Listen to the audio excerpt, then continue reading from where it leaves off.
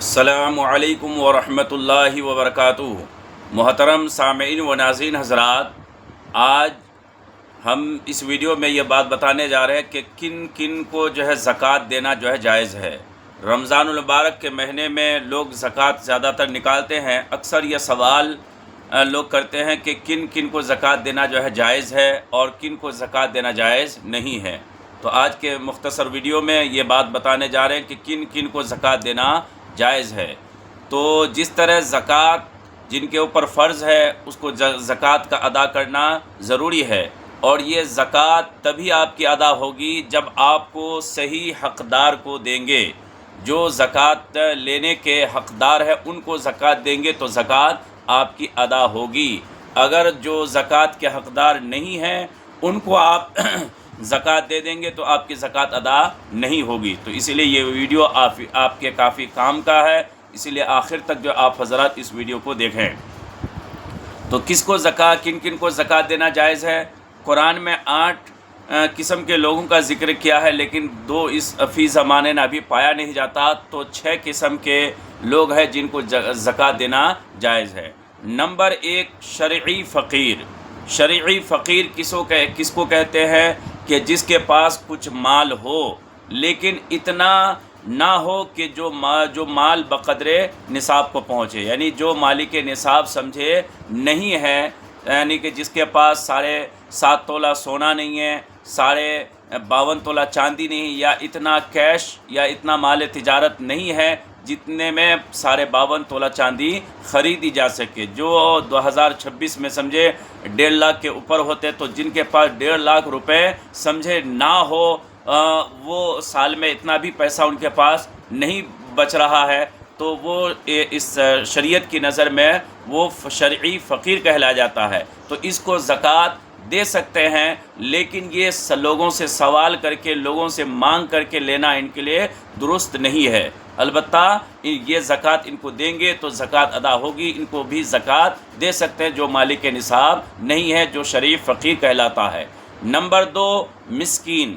مسکین کس کو کہتے ہیں؟ کہ جن کے پاس کھانے کے لیے اناج نہ ہو، جن کے پاس پہننے کے لیے کپڑے نہ ہو، سر چھپانے کے لیے ان کے پاس چھت نہ ہو، تو اس کو مسکین کہا جاتا ہے۔ تو مسکین کو زکوٰۃ دے سکتے ہیں، اور یہ لوگوں سے سوال بھی کر سکتے ہیں کہ بھئی میں ضرورت مند ہوں، مجھے زکوٰۃ دی جائے، مجھے صدقات وغیرہ دو۔ تو ان کے لیے سوال کرنا بالکل حلال ہے، درست ہے۔ یہ لوگوں سے مانگ کر بھی مسکین زکوٰۃ لے سکتا ہے مانگ کر، تو مسکین کو زکوٰۃ دے بھی سکتے ہیں اور وہ لوگوں سے مانگ کے بھی لے سکتے ہیں۔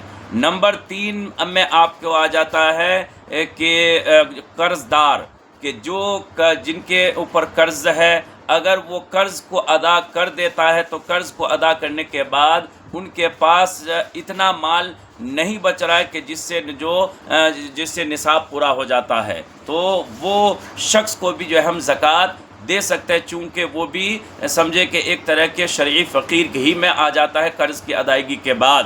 تو جس کے ذمے قرض ہو اور ان کو قرض کی ادائیگی کے بعد ان کے پاس اتنا مال نہ بچے جس سے نصاب کو نہ پہنچ جاتا ہے، تو نمبر 3 ہوا کون؟ قرض دار۔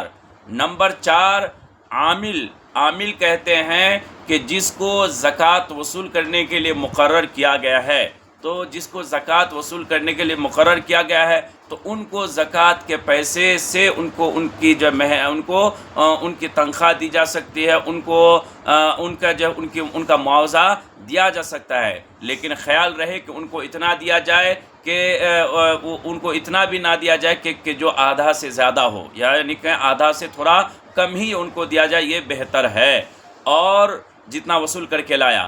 اور نمبر 5 پہ آپ کو آتا ہے مسافر۔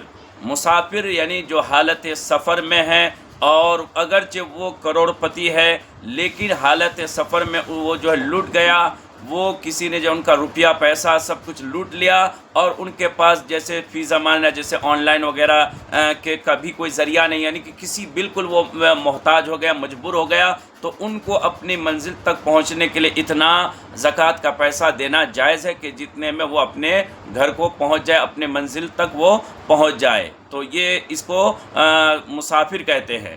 اور نمبر 6 پہ آتا ہے ابن سبیل یعنی اللہ کی راہ میں.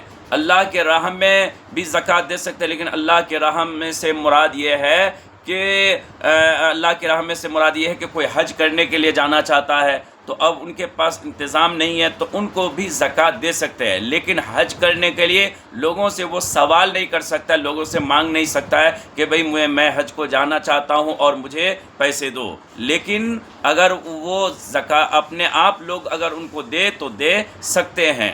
اسی طرح کوئی بچہ ہے کہ جو دینی علم حاصل کرنا چاہتا ہے، اب ان کے پاس پیسہ نہیں ہے، تو ایسے شخص کو جو ہے، ایسے طالب علم کو آپ زکوٰۃ دے سکتے ہیں. اور اگر وہ اپنے آپ کو اسی کام کے لیے فارغ کر لیا ہے کہ مجھے پڑھنا ہی پڑھنا ہے، دینی علم حاصل کرنا ہی کرنا ہے، باقی ان کا کوئی کام نہیں ہے، تو وہ جو ہے سوال بھی کر سکتا ہے.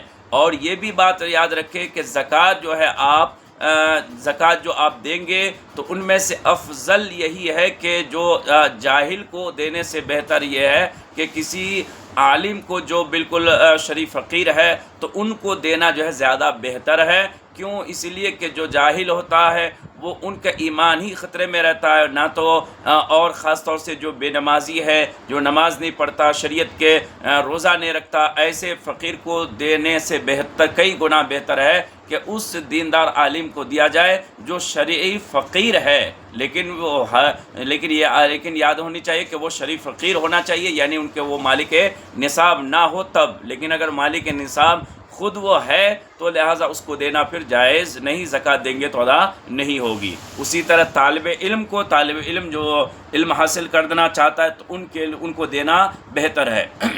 فی زمانے نہ اگر دیکھا جائے تو بہترین جو ہے صدقہ جو ہے اگر آپ کوئی دینا چاہتا ہے تو وہ بہترین صدقہ اس زمانے میں کیا ہے کہ کسی کو اپنے پیسے سے کسی کو عالم بنائے، کسی کو مفتی بنائے. جو غریب بچہ ہے وہ پڑھنے کا اس کو شوق ہے، دینی حاصل کرنے کا اس کے پاس ٹیلنٹ ہے، تو اس کو اگر آپ پیسے دے کے، اپنے اخراجات دے کر، پیسے دے کر ان کو عالم بناتے ہیں، مفتی بناتے ہیں، تو یہ بہترین صدقہ ہے. چونکہ وہ عالم یا مفتی بن کر کیا کرے گا؟ لوگوں کی، قوم کی خدمت کرے گا، لوگوں کو دین کی باتیں بتائے گا. چونکہ ایک اچھا عالم اس زمانے نہ جو ہے بہت مشکل سے ملتا ہے جن کو شریعت کی مکمل جانکاری ہو. تو اس لیے یہ 6 سمجھے. ویسے تو قرآن میں 8 کا ذکر کیا گیا، لیکن چونکہ 2 ابھی اس زمانے میں پائے نہیں تھے، غلام وغیرہ یہ پائے نہیں جاتے، اسی لیے میں اس کو چھوڑ کے 6 قسم کے لوگ ہیں جن کو زکوٰۃ دی جا سکتی ہے. نمبر 1 فقیر،